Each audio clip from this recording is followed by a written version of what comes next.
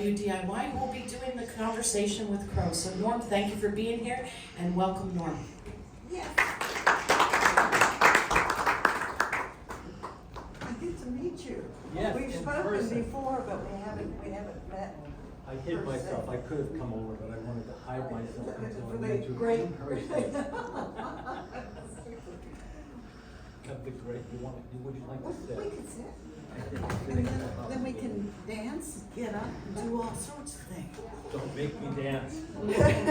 Whatever you do, don't make I me grew up a dance. poor Baptist boy. They never taught me to dance. Thank you all for being here. Seriously, this is great. It's been, I've been saying 40 years, and it could be 40 years since I played here with Bill Miller years ago. And I recognized everything downstairs, and let me get your notes. Oh, no, I'll get it. I'm younger than you are. Yeah, really. Not by much, but. But it's great to be back. It's been a wonderful benchmark through the years for me. And so are you gonna ask me questions, or what are we Well, gonna I'm do? gonna grill you a little bit. Oh, good. Okay. Because, we had such a good conversation the other day, and it was short, it wasn't Yeah, super long. yeah. But one question has been on my mind, and I bet most people here don't know the answer to it. Where did you get the name Crow from? That was my grandfather's nickname. His last name was Crocheron, and he was an architect in Texas. And all of his buddies called him Crow. And when I moved in with my grandparents, I took his name and started calling him Mr. Paul. So it's sort of been a swap out there. But you kept it. Yeah, You really- yeah.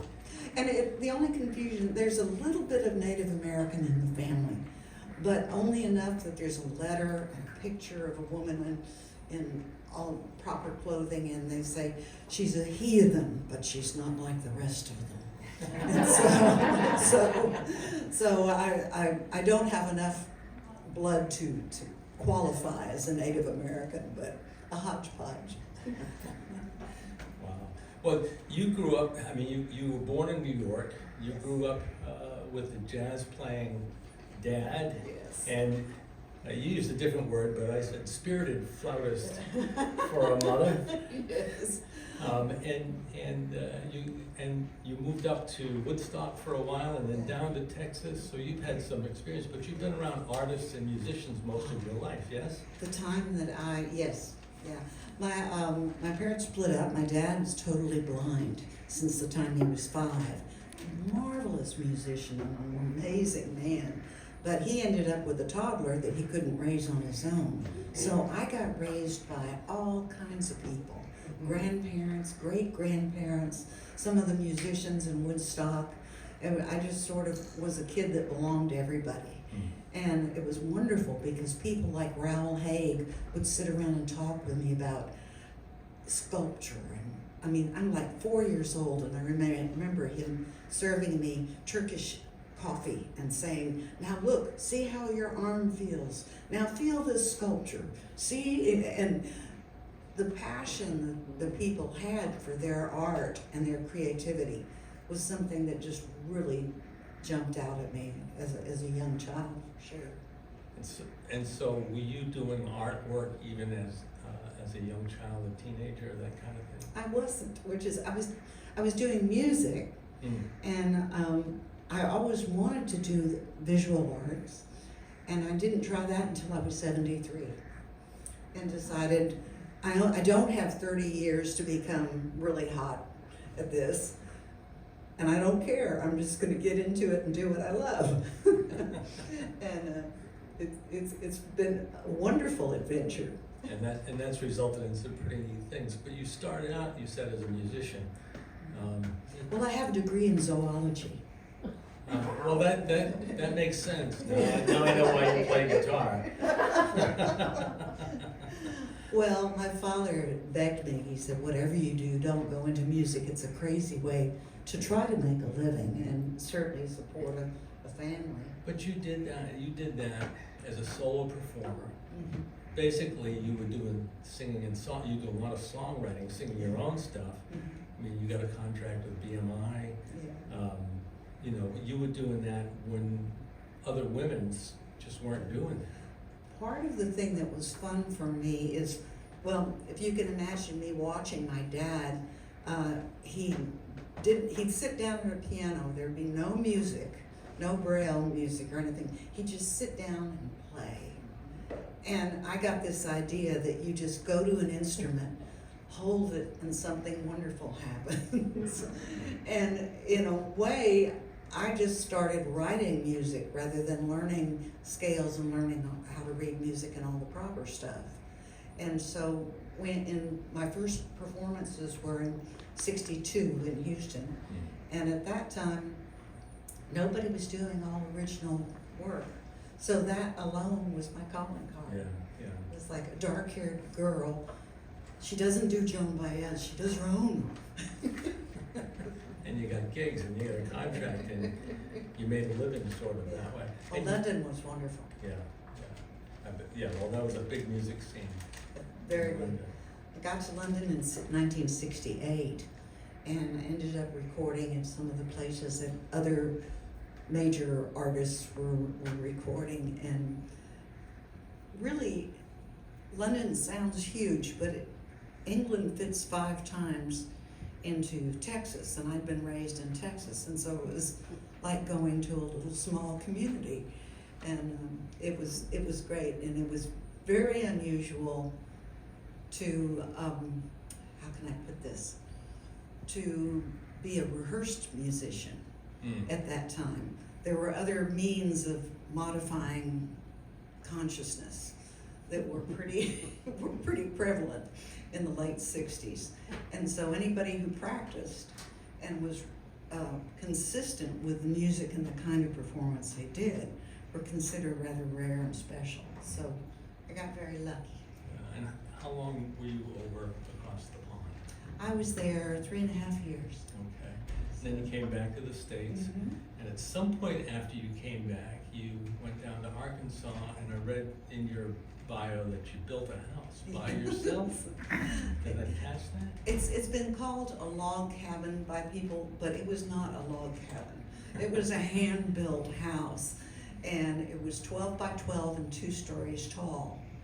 And I found, we were talking earlier, I found acreage for $110 an acre and was able to buy 40 acres, which is something, as a musician, I never thought you could.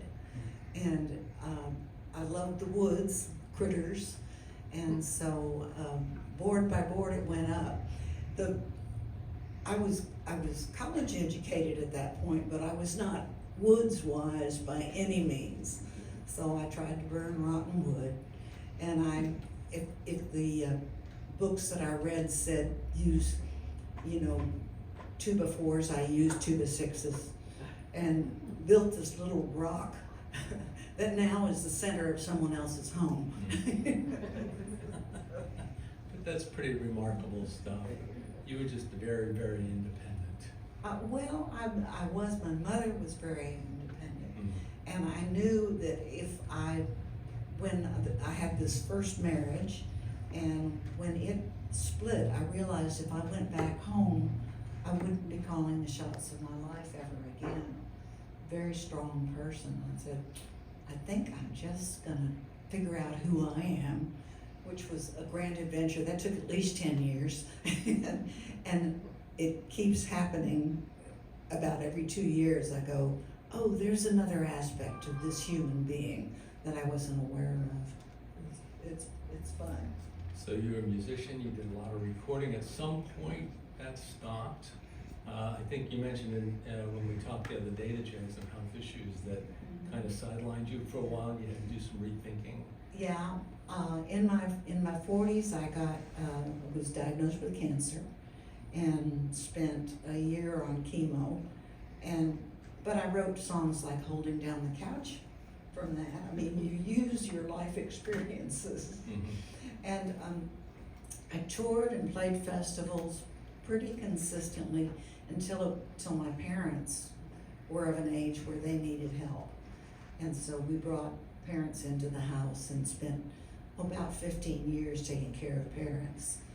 And so empty nest syndrome is kind of neat in this way. I mean, they've gone on, they had marvelous lives, but there's freedom to having the time to pursue your craziest whims. And you've been doing that. I mean, you're growing cotton, you're weaving, you're turning it into yarn, you're weaving it, you're dyeing it. You've become quite an artist in that realm. I love understanding a process all the way through. And so my husband grew the cotton. I got all the seeds out of it, carded it, spun the yarn, and wove him a shirt. And it was like, I feel like I have a connection with history now. The whole business of handwork and spinning is so centering. It is so peaceful, and you realize, excuse me, that those activities were part of the routine of women for decades and decades. That's the only way stuff happened. And young girls had to spin all of the fiber and weave everything for their bedding and everything for their home before they could get married. And it probably kept them out of the barn too. Probably did. And a few years ago, you mentioned earlier, you mentioned in your opening statements that you decided you wanted to draw. Yes. You wanted to do that kind of artwork, and so you did. And I know, at least I know, you have a children's book that's been pretty successful, and the illustrations are pretty cool. Thank you. I think I probably don't have enough fear, because when someone says, well, you should try that, I'll go, okay. And I think for a lot of people, there's a voice, and the voice says, I can't draw, or I can't do that, or I'm not a musician, or I'm not that talented. Well, you don't know anything until you dabble with it. And you can't expect to be a professional right out of the gate. And I think a lot of people will feel that when they reach retirement age, that their life is over. If they haven't done it, it didn't get done. And everything just keeps opening up for me. I think if you keep the courage to be curious and remain creative and keep learning, it's just an absolute blast. And it's not what folks expect of you, which is fun too. I bet it is, yeah. And you kind of came full circle at the same time, because recently you've been songwriting again. Yes, I have. And it's wonderful. I song wrote because I did all originals. So when I stopped touring, I realized I quit writing songs, even though, and I've got 7 albums of music out. And I was very lucky. A number of those songs were recorded by other people. Michael Johnson recorded 5 or 6 of my songs. And I had a cut on the Bluer Than Blue album, which was quite popular for a while. And Claire Lynch and the Front Porch String Band, and gosh, a number of other people. And they're just names I know, but it meant a lot to me that I could write something that someone could put on and wear like a coat that suited them. And so the writing process itself is very, very satisfying. And I'm back at it again. I'm co-writing with a woman named Janet Veld right now. You had mentioned that the other day. Yeah. That's pretty awesome. Well, she teaches guitar at Pacine's up In Boston. Yeah. She's Not a bad gig. yeah.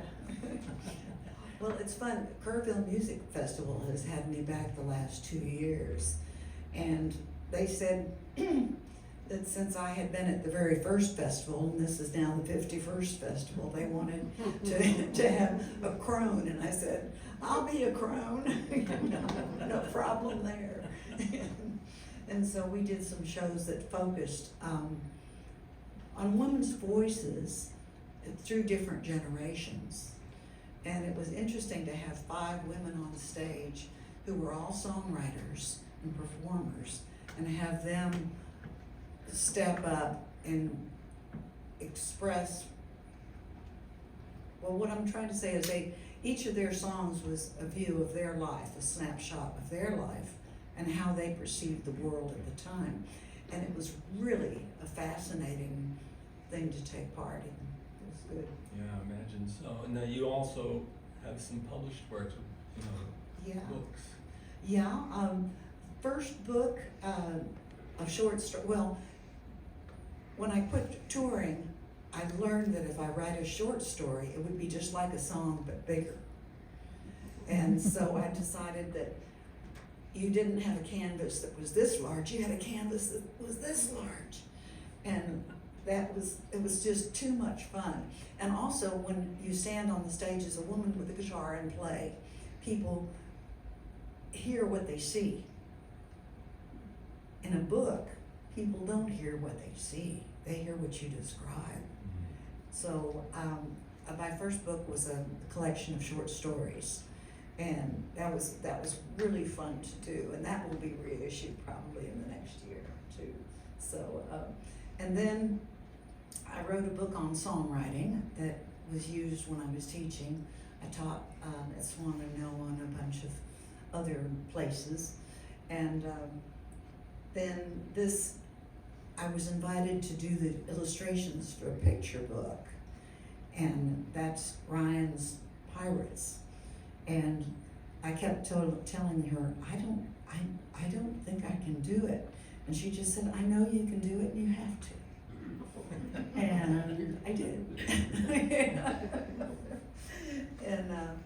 And then the most recent is me and Miss Henrietta. And Miss Henrietta is a woodsy, lives in the Ozarks, a woman in her 70s who was sort of antisocial. Her life had thrown her a bunch of turns and twists, and she was basically camping out in the Ozarks on her own. And when the kids would come to check her out, they decided she was the woodsy witch, and she'd throw rocks at them and all this kind of stuff. Well, she ended up with a great friendship with an 11-year-old who also had kind of a turbulent home. And the story that's amazed me, and I think stories, well, I know that some of you are writers too. A story at a point will take a life of its own. The characters will pick up and tell you what they want to tell you. Now, you can edit it out or you can keep it, but it was wonderful for me to watch this old woman and this young girl find mutual respect. And so the older woman was not superior and the younger girl was not just a kid. They were equal human beings. And that was a thrill to write. And they get in lots of crazy adventures together too. Sounds like some great stuff. So you're approaching your 8th decade, Yes, rushing into it. yes. What do you think you're going to do for the next 8 decades? Oh, I don't know, but I'm well, because I had cancer when I was in my 40s, I never thought I'd make it to 79 or 80. Sure. And that's one of the advantages of having a serious illness, which most people have run into somewhere along the line. You realize every day is precious, and there's no time to waste. And I haven't tried sculpture yet. Okay. I want to write some more, but I am writing more books, and I've done some more weaving. I really love the weaving and spinning, and I haven't tried sculpture, and I think that's going to have to be one of the things I'll delve into. I'd like to be able to travel around and encourage people to be brave, to reach as far as they can reach, and then imagine, oh, come on, reach just a little farther. Go on, reach a little farther. because it's a wonderful feeling. That's a catchphrase for you. Just reach a little farther.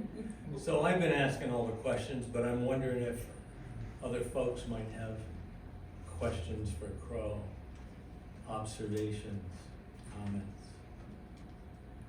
Don't be shy. Yeah. Did you say you were in Woodstock? Yes. And were you there for the? No, Oh. actually, when the Woodstock happened, I was in London Oh. working with the Rolling Stones and all those Oh, people. that's okay. And I kept saying, you should be back in America because there's a big festival. And I'm going, I'm kind of having a big festival right here. I guess you were. Of course, you were in the town of Woodstock, right? You I was were- in the you were town, yeah. community, and the festival was not held in the Right, it town. was in Yeah. Bethel. Just got the But name. it's the same. It's the same Same area. idea. Yeah. A lot of musicians still live up in that area, a lot Yeah. of artists and musicians. But it's been very fun. We were on the Maverick Road, and I think they turned the house that we lived in when I was 4 into a museum. So it's called the Old Maverick House. If you ever get up there, check it out. It had a well, and I remember yelling, "Sir J. Michael, don't jump, don't jump!" And that was a cat. So there's some really heavy duty experiences from those years. So, yeah. Yes, I had the privilege of hearing a couple other stories, and one of the ones in the last couple days, one of the ones I love is your Stevie Ray Vaughan story.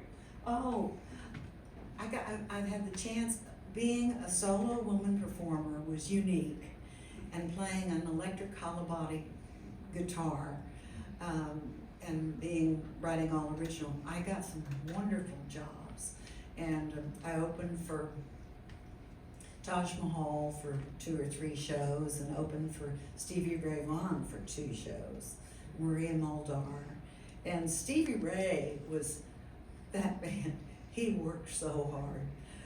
The first show they had ice buckets, and I couldn't figure out what the ice buckets were for.